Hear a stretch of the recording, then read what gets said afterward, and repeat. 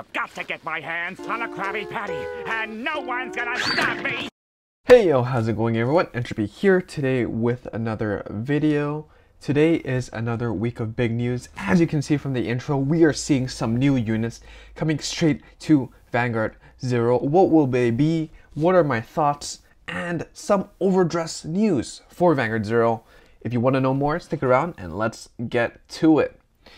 So let's start with some overdress news. I think right after the Neo Nectar reveals from last week, there was an overdress news release on Tuesday, so 5 days from today, and there was a release for the new characters. Two of the new characters, Yu and Megumi, will have fight skins in Vanguard Zero. And how could you get it? Well, there was a gacha only available for 24 hours. So if you're a JP, you would have known already. If you're global, you can expect this soon, where you could do 110 pull and it will give you 20 D medals. For 100, you can exchange for one skin. So that means you have to do 5 of these. And yeah, Yu is the character that will use Dragon Empire, and that includes all the red clans right now. So that's like Overlord the clan, Kagero, Narukami, Tachikaze, Murakumo, etc, etc. I'm sorry if I skipped over your clan. And then Megumi can be used for any Zoo and Megalantia clans, except for Bermuda Triangle, because Bermuda Triangle is it's 6th nation. It just dipped. So, you know, Zoo includes clans like Mega Colony or Great Nature, while Megalantia includes stuff like Grand Blue and Aqua Force. So yeah, that's definitely neat. We're getting some overdress representation before they're actually anywhere close to the Zero timeline. So that's definitely super cool. With that said, for global players, calm. The D medals can actually be acquired by future gachas. The only special thing about this gacha is that you're getting more medals from this gacha than the regular gacha. So this one gives you, the exchange rate is basically 10 pull for 20, while the usual one is 10 pull for 10. But yeah, it also, another thing to note is that you're not getting the skins immediately. You're getting them in spring 2021. So it's kind of really bait, because you can't even use them yet, but they're giving you the medals. So that's just something to note. If you're a global player, I recommend you, unless it's like a really big set that you were planning to roll anyways, might as well hold off it, and you will be able to get these medals in other ways in the future. So might as well just hold off it and get back to it later when the skin is actually playable anyways. It's not even playable anyway, so you can calm.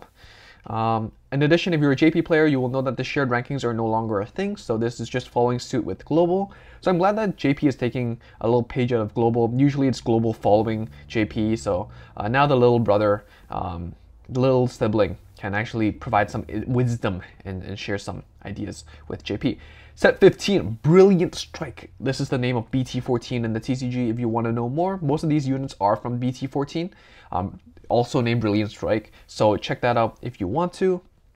This will include Royal Paladins, Kagero, Genesis, Gold Paladins, Narukami, and Novo Grapplers, represented by Jewel Knights, Dauntless Drive, Minerva, Regalia, Ezel, more Eradicator stuff, and Ashura Kaiser support, respectively. There's 6 clans, so this is really exciting.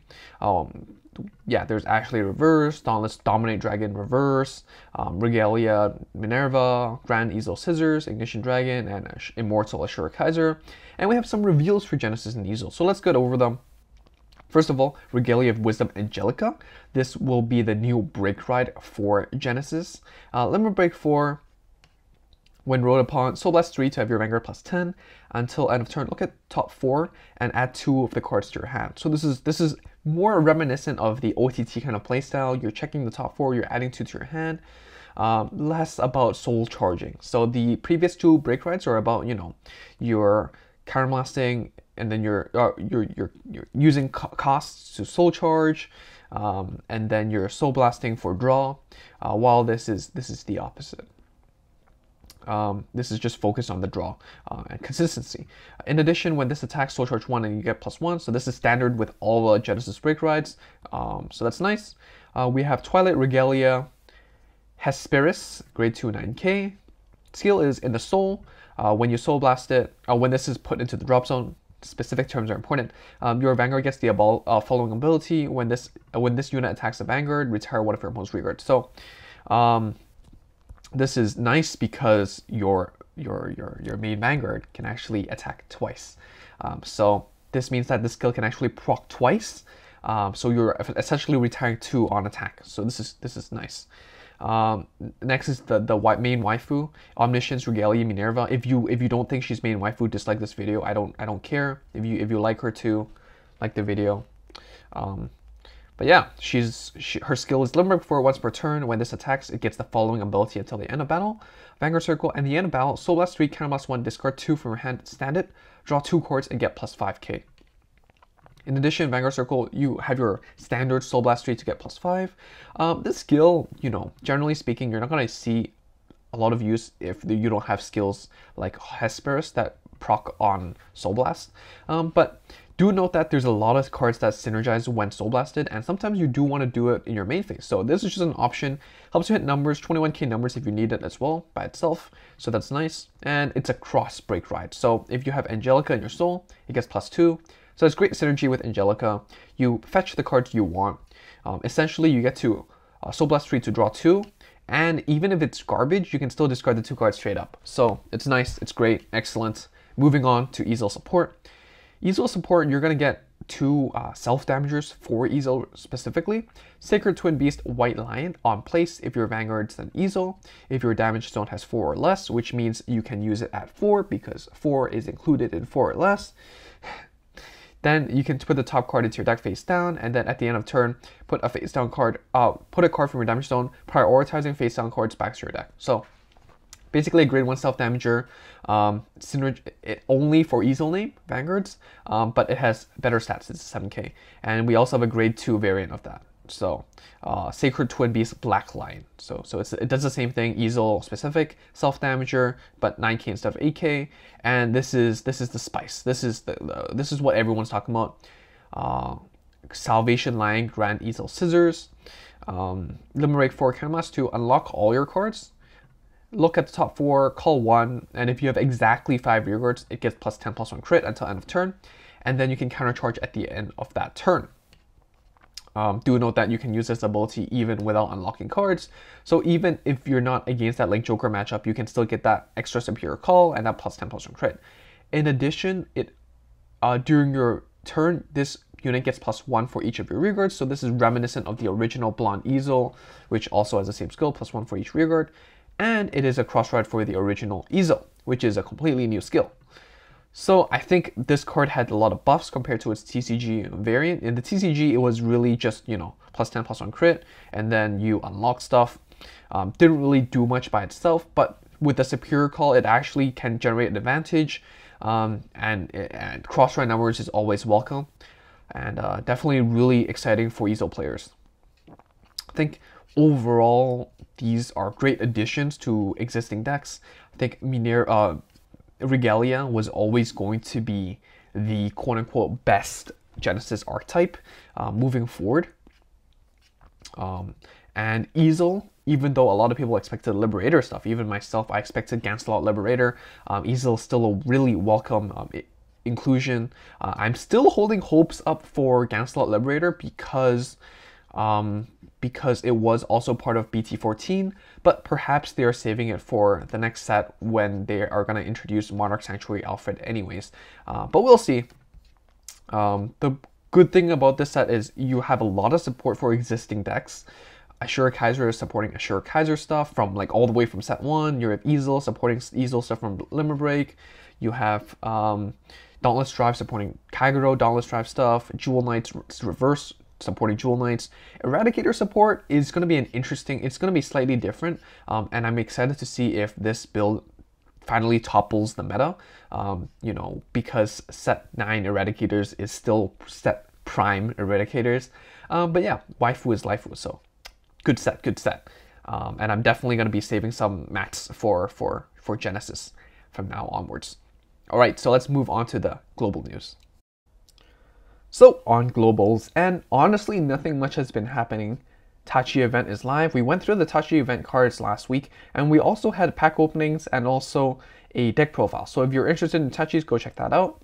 In addition, we had the Aquaforce rate up banner, as well as currently the Genesis rate up banner. So if you were listening to what we were discussing for JP and you are interested in playing Genesis, one thing to note is that Genesis hasn't seen any clan rate ups after this point yet. So if you are interested in playing Genesis and you did miss out on some cards like Shamomal or Melissa, Valencia, or Grappa, I think these four in particular, and maybe Fortuna or even Nagihime as a one-off, then maybe you can consider rolling some packs on this. Even if you don't hit these cards, you can get some mats. And definitely, some people ask me, how do I get rare mats? And definitely the answer is always going to be clan banners. Clan banners, the best way to get rare mats. You know, just doing challenge fights for rare mats is really inefficient, and this is just the approach. So if you are interested in crafting a lot of cards for Genesis in the future, maybe consider, you know, putting some packs into it just for the rare mats, for my 2 cents. So that's basically it for global. If you are interested in knowing what is going to happen for global in 1 week's time when Set 12 hits, do check out the set overview. Set 12 overview goes through everything, the basics of everything you need to know. You know, what banners are there, what clans are there, what key cards you should be looking out for if you are interested in these clans, whether you're playing with these clans or playing against these clans. And in addition, if you want to know more about the events that come out next month, at least according to the JP side of things, go check out the free Lake Joker triple rare super clickbait video. But I promise you it's not clickbait. We will be getting a free Nebula Lord Dragon, or at least that's what JP had, and more Grand Blue stuff, Hololive crossovers again. So if you are interested in that stuff, go check out those videos and it'll basically cover you for everything you need to know. If you still have any questions, feel free to comment down below, let me know, and I'll try my best to get back to you. I just want to let you know I try to answer every single question. And you'll know I've read it if I liked it and hearted it. So that's basically all for global for this week. I'm just really excited for the waifu and the others, waifu and the others.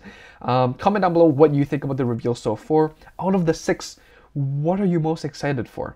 And how do you feel some of these cards are going to be adapted into Vanguard Zero? Because I'm really interested to see how they're going to adapt, you know, cards like Dauntless Reverse or like even Ashley Reverse into Vanguard Zero. I think reverse units, you know, got pretty much most of them got buffs moving into Zero.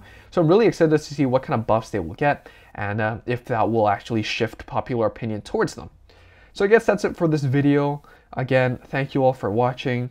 If you're interested in more news next week, when we will be getting more news about the other 4 clans, remember to subscribe if you haven't already and like the video if you liked it, so I will keep doing this series. Alright, so that is all from Entropy this week. Thank you all for watching, and I'll see you all next time. Bye.